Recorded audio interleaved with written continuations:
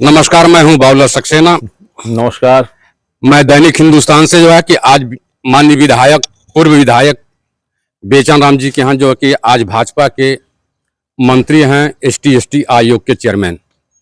मैं उनके साथ हूं और उनसे उनके जीवनी के विषय में जानना यह चाह रहा हूं कि नई बाजार, 16 भार नई बाजार में जो है कि स्थित है गांव, और यहाँ के रहने वाले हैं और पूर्व में विधायक भी भाजपा से रहे हैं और आज भी भाजपा में हैं। मैं उनका पूरा जीवनी जानना चाहूंगा। नमस्कार सर, आपका पूरा नाम? नमस्कार, मैं बेचाराम। और आगे जो नाम पूछे हैं तो और क्या बताऊं मैं? भाजपा से अब कब तक विधायक रहे हैं? मैं बेचाराम, शैक्षिक योग्यता MA BEd, प्रधानाचार्य रहा हूँ। प्रधानाचार्य कहाँ रहे हैं सर? डॉक्टर भीमराव अम्बेडकर शिक्षण संस्थान, जंगरसुलपुर नंबर 2, नई बाजार, गोरखपुर में रहे हैं। और संस्थापक संत रविदास बालिका इंटर कॉलेज, जंगरसुलपुर नंबर 2। जी सर, आपका जीवन जो है कि परिचय बड़ा लंबा है और बड़ा संघर्षों के साथ आप आए हैं और भाजपा में ही कद्दावर नेता रहे हैं। और नेता रहने के साथ साथ कब कब विधायक रहे हैं और कब जो है कि मंत्री पद मिला है, कैसे ये सारी चीजें आप?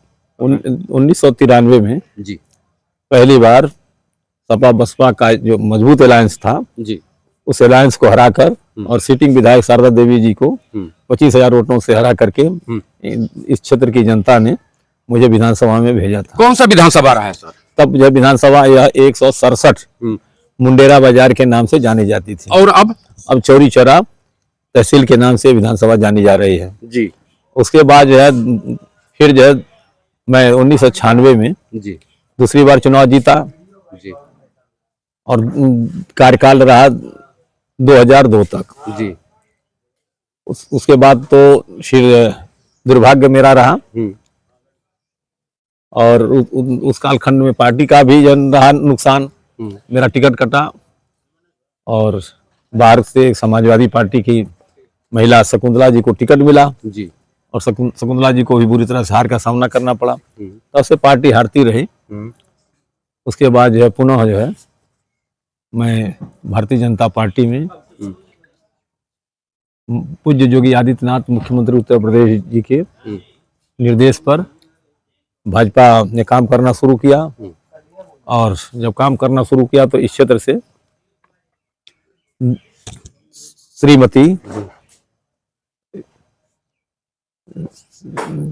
श्रीमती संगीता यादव जी को पार्टी ने प्रत्याशी बनाया। और संगीता जी हमारे कॉलेज में आई और उन्होंने अपना परिचय दिया। हमने कहा चलिए जो है मैं जो है आपके साथ चट्टान जैसे खड़ा हूँ और आपको चुनाव जिताऊंगा। हमारे क्षेत्र में उनके प्रचार अभियान में बड़ी जनसभा को संबोधित करने के लिए सरदार नगर मजेठिया कैंपस में देश के यशस्वी नेता और तत्कालीन भारतीय जनता पार्टी के राष्ट्रीय अध्यक्ष और अब भारत के गृह मंत्री माननीय अमित शाह जी आए थे। और उन्होंने जब मेरा हाथ उठाकर कहा कि जिस मंच पर बेचाराम हो वहाँ जो भाजपा प्रत्याशी को कौन हरा सकता है। और संगीता यादव लगभग 35,000 वोटों से वो चुनाव जीती हैं। फिर मैं पार्टी में काम करना शुरू किया। उसके बाद जो है फिर यहाँ पर स्वर्ण निषाद जी पार्टी के प्रत्याशी बनाए गए और स्वर्ण निषाद ने भी रिकॉर्ड वोटों से यहाँ से जीत हासिल की। मैं तो पार्टी में लगातार काम कर रहा हूँ। यद्यपि लोकसभा का टिकट मैं 2009 में मांग रहा था, 2014 नहीं मांगा, फिर 2019 में मांगा, इस बार मांगा। नहीं टिकट मिला तो भी जो है मैं पार्टी का एक निष्ठावान और संघ का स्वयंसेवक होने के नाते, राष्ट्रवादी सोच होने के नाते मैंने यहाँ से पार्टी ने प्रत्याशी कमलेश जी को बनाया और मैंने जो है उनका सहयोग किया। और इसी क्रम में पार्टी ने मुझे जो लोकसभा चुनाव में श्री रवि किशन जी सांसद गोरखपुर जब चुनाव लड़ रहे थे 2019 में तो प्रभारी बनाया गया था। इस बार भी जो लोकसभा सदर में ही जो है सहजनवा विधानसभा का प्रभारी बनाया गया था। तो मैं पार्टी का एक निष्ठावान कार्यकर्ता होने के नाते और संघ का स्वयंसेवक होने के नाते, राष्ट्रवादी सोच होने के नाते मैं निष्ठा के साथ पार्टी की हमेशा जो है चुनाव में तत्परता के साथ, समर्पण भाव के साथ मैं जो है जहाँ पार्टी लगा देती है वहाँ पार्टी के लिए काम करता हूँ। सर एक चीज और जानकारी करना यह है कि बीजेपी में जो है कि कब मंत्री पद आपको मिला है? अभी जो है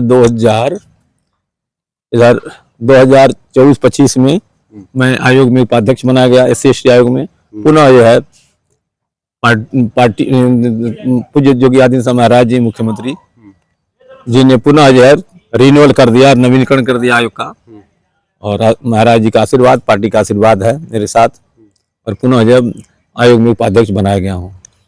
पार्टी में अध्यक्ष बनाए गए हैं सर, तो अब एक कायस लगाया जा रहा है कि आप एक ऐसी समाज से हैं और इसी समाज में जो है कि तमाम देखा जा रहा है कि उत्पीड़न हो रहा है, तो उस उत्पीड़न में पर क्या कहेंगे आप? देखिए, जहाँ तक सवाल है, अभी जो है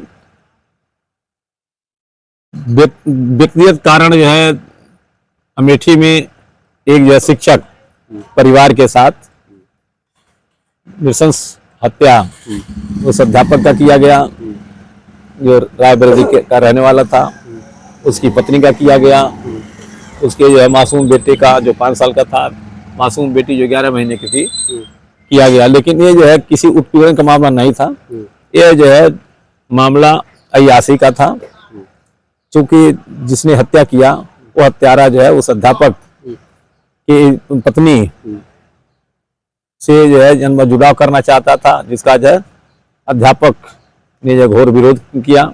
उसी के परिणामस्वरूप एक आध बार वो जेल गया, फिर जेल से छूटने के बाद उसने जा करके जनवाई छमना थाना अंतर्गत जहाँ उनकी पोस्टिंग थी, क्वार्टर लेकर रहते थे।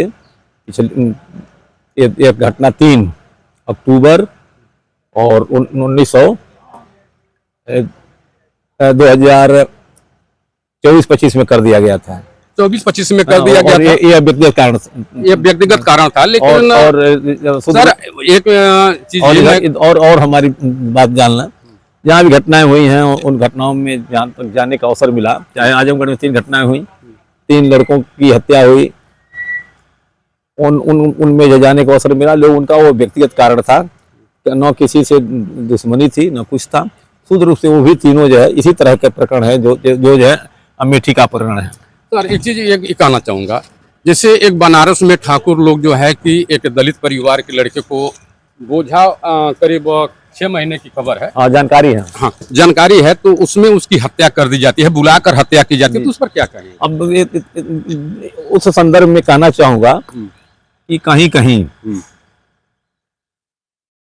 नौ भी जो है हमारे समाज का अनुसूचित जाति का व्यक्ति या जनजाति का व्यक्ति न भी दोषी हो, लेकिन अभी कुछ लोगों में मानसिकता है सामंतवाद की, और उस सामंतवादी सोच के नाते जो है चाहते हैं बेगार कराना, और प्रतिरोध करने पर जो है घटनाएं हो जा रही हैं। उसी क्रम में जो है वह भी घटना हुई। वो लड़का स्वाभिमानी था और वह जो है बेगार नहीं करना चाहता था, लेकिन जो है जातिवादी सोच के लोग, सामंतवादी सोच के लोगों ने जो है उस नौजवान की नृशंस हत्या किया।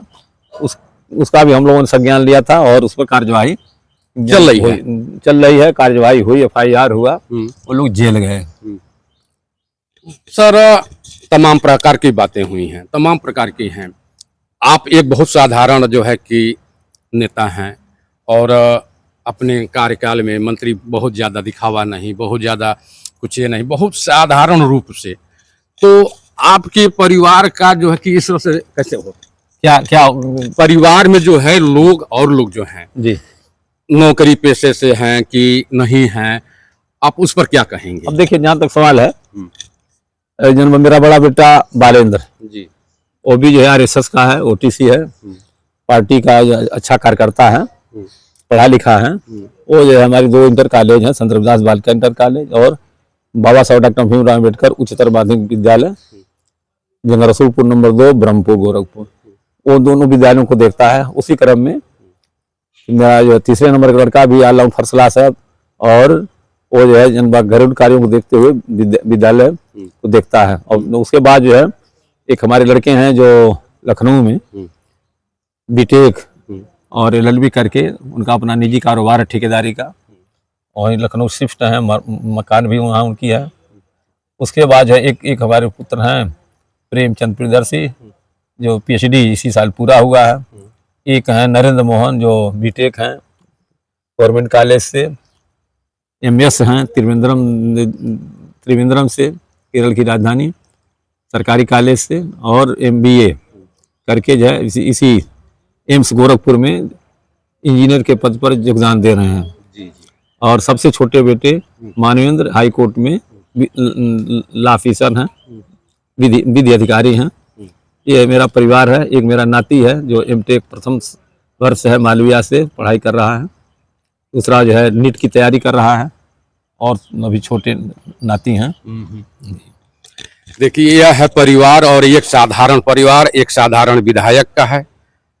अपने बच्चों को किस तरह से आगे ले जाना है, किस तरह से पहुंचाना है, यह एक सोच साधारण, जहां पढ़े लिखे लोग, जहां पढ़ा लिखा विधायक, जहां पढ़ा लिखा मंत्री जब आएगा तो वह कुछ सोच अलग ही होगी। और जितनी बातें बताई गई हैं, जितनी बातें कही गई हैं, सारी सत्यता है। हम तो बराबर आते रहते हैं और आने के बाद हम देखते हैं कि कोई दिखावा नहीं होता है, कोई ये नहीं है। और मैं मंत्री जी से एक बात और कहना चाहूँगा कि सर, अगली बार क्या आपको, जो इस बार भाजपा ने आपको टिकट नहीं दिया, तो क्या इस बार भाजपा आपको टिकट देने का? अब देखिए, जहाँ तक सवाल है चुनाव लड़ने का, अगर चुनाव लड़ा, भाजपा कहाँ से, चौरी चौरा से लड़ाएगी कि बात कहाँ से? अब देखें, ऐसा है कि मुझे जो है फिलहाल लोकसभा लगातार मैं टिकट की डिमांड कर रहा था, लेकिन मिला नहीं। अब मेरा मन चुनाव लड़ने का नहीं है। मैं चाहता हूँ मेरा बेटा वालेंद्र बांसगांव या खजनी या रामकोला कहीं से टिकट उसे मिले, वो चुनाव जीतेगा। अपने बड़े बेटे को चाहता हूँ।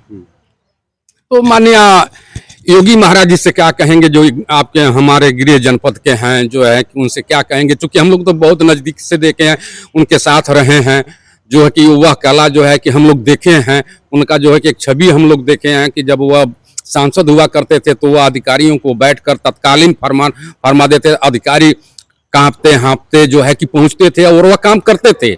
लेकिन आज के दौर में अगर देखा जाए तो वह फरमान नहीं सुन रहे हैं अधिकारी। ऐसा क्या है? ऐसा नहीं है, अधिकारी सुन रहे हैं। कहीं कहीं के अधिकारी जो बदमाशी करते हैं, आदेशों का अनुपालन नहीं करते हैं, तो उनके खिलाफ कड़ी कार्यवाही महाराज जी करते हैं। महाराज जी के जनबाग कभी जो है भ्रष्ट लोगों के साथ कोई समझौता नहीं करते हैं, न उन लोगों को ऐसे लोग बख्शते हैं। इसी के साथ नमस्कार, मैं हूं बाबूलाल सक्सेना। अब देखते रहिए दैनिक हिंदुस्तान लाइव।